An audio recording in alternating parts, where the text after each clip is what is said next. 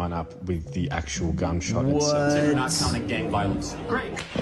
Oh, there it is. What? That's it. Dude. Why do they think that we should all believe what they told us? A video just emerged, a flash from darkness. Same hour the shot met him. We are not ready to stay silent, but we are ready to fight till the justice prevail. New evidence has surfaced. A recovered camera that captured a flash of gunfire at Utah Valley University, the very hour Charlie Kirk was shot. If this is real, it means investigators may have missed the most important detail of all, the possibility of another gunman. And while this evidence sat in silence, a family grieved in the dark, what do you think? Is the case moving forward carefully, or is progress being slowed by procedural delays? Share your thoughts in the comments below, and where are you watching from? To stay updated on every development, subscribe now and turn on notifications so you stay informed as new updates become available. This is Detective Max, and together we will stay on top of the facts. The official story was clean, too clean. They told us Charlie Kirk was killed by a lone shooter, a single rooftop, a single rifle, a single name, Tyler Robinson. His DNA was found on the towel that wrapped the weapon. A half-destroyed note, prosecutors said, showed his intent. The case, we were told, was solved before most of us even had the chance to ask questions. Authorities wasted no time pushing this version forward, the lone wolf narrative. It was simple, it was neat, and it gave the public the closure they were desperate for. Within hours, Robinson's face was everywhere, painted as the one and only villain. But ask yourself, why did it all move so fast? Why was it easier for officials to deliver an answer than to uncover the truth? Because for the public, closure is comforting. For prosecutors, it is convenient, and for institutions, it is protection.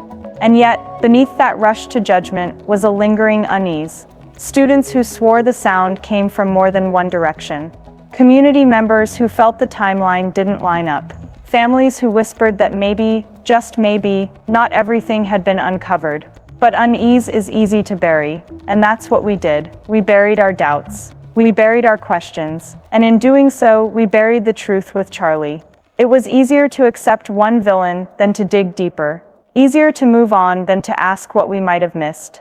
Easier to let silence carry the weight instead of our own courage. But then new evidence surfaced, sooner than anyone admits. A recently installed camera, recovered and reviewed within days of the attack, revealed something that did not fit the tidy story we were sold.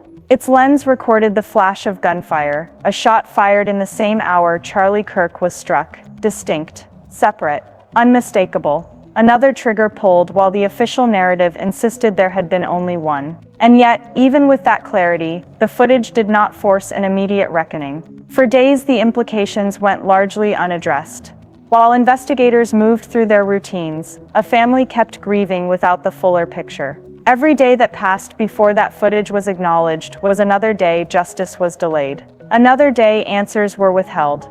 This wasn't a relic gathering dust. This was new evidence, handled slowly, explained away, or simply left in the shadows. And that slow, avoidable delay belongs to the people who chose process over truth, convenience over consequences. Because when a camera shows you what you do not want to see, silence becomes a choice, and that choice cost Charlie Kirk the chance to have his story fully known. The footage was only the beginning.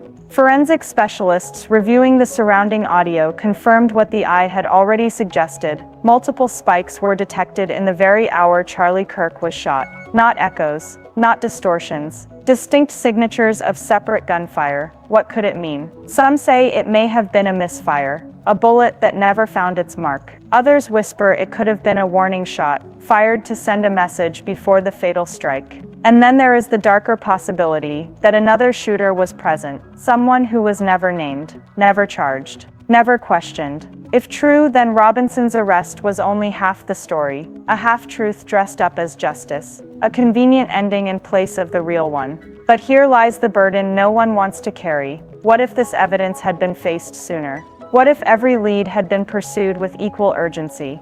Would we still be asking these questions now? Imagine being the juror asked to deliver a verdict without hearing this. Imagine being the investigator who walked past a piece of evidence that might have changed everything. Imagine being the family, living each day knowing that answers existed, but were left untouched. How do you live with that weight? How do you explain to a widow that silence was chosen over certainty? How do you look into the eyes of a grieving child and admit that the truth was left waiting, because it was easier not to confront it? The footage did more than capture a flash. Look closely, and you see something else, the faint outline of movement. A shadowed figure. A body slipping away just as the muzzle flare fades. No face, no name, just the suggestion that someone else was there. Authorities have not confirmed this. They will not say it proves another gunman existed.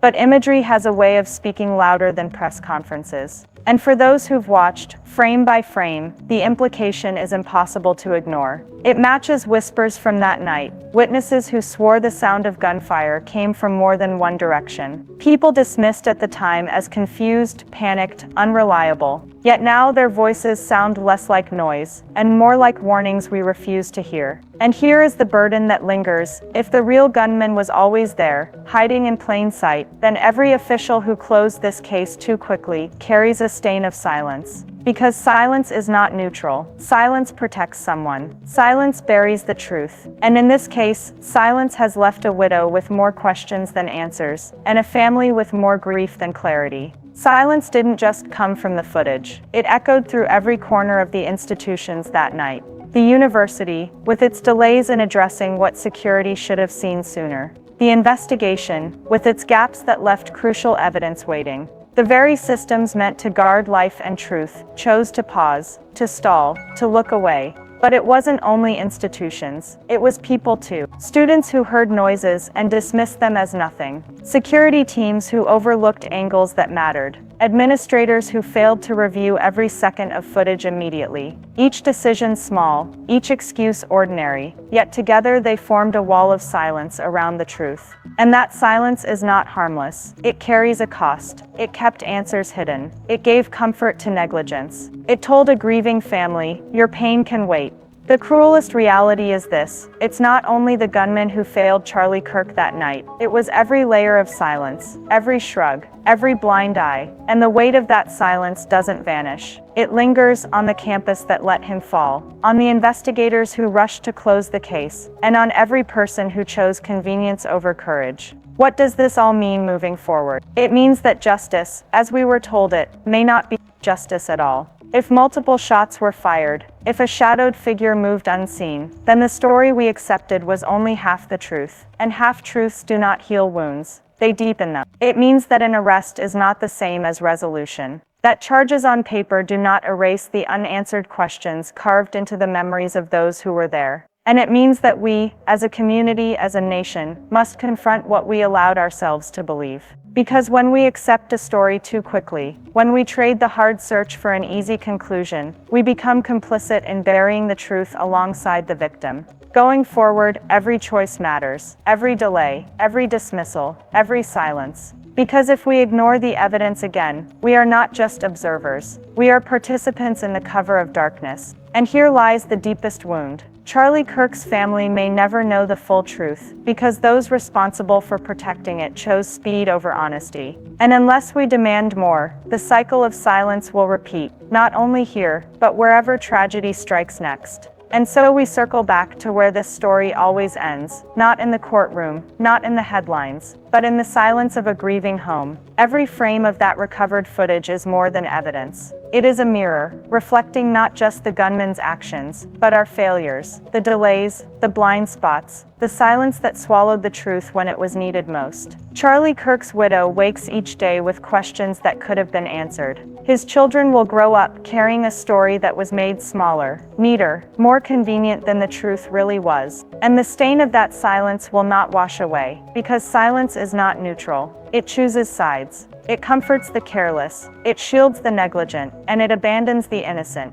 So ask yourself, if the camera saw what people refused to see, what does that say about us? About the weight we chose not to carry? About the truth we allowed to slip through our hands? It's not only the gunman who failed Charlie Kirk. It was every layer of silence, every shrug, every blind eye. And until we face that, we will remain part of the reason his story is still unfinished. This case is not just a headline. It is a test of responsibility, ours and theirs. The recovered footage, the second gunfire, the unanswered questions, they are not just details in a file. They are wounds left open because silence was easier than truth. And now the weight rests on us, on you the viewer, on every person who dares to ask the questions others avoided. Will you demand clarity, or will you let convenience bury this story a second time? Because justice does not move on its own. It moves only when people refuse to accept silence. So I'm calling on you, not to sensationalize, not to exploit, but to hold accountable, share the truth, speak the questions, demand answers. For Charlie Kirk, for his family, for the integrity of justice itself. Do not let this story be closed with half-truths.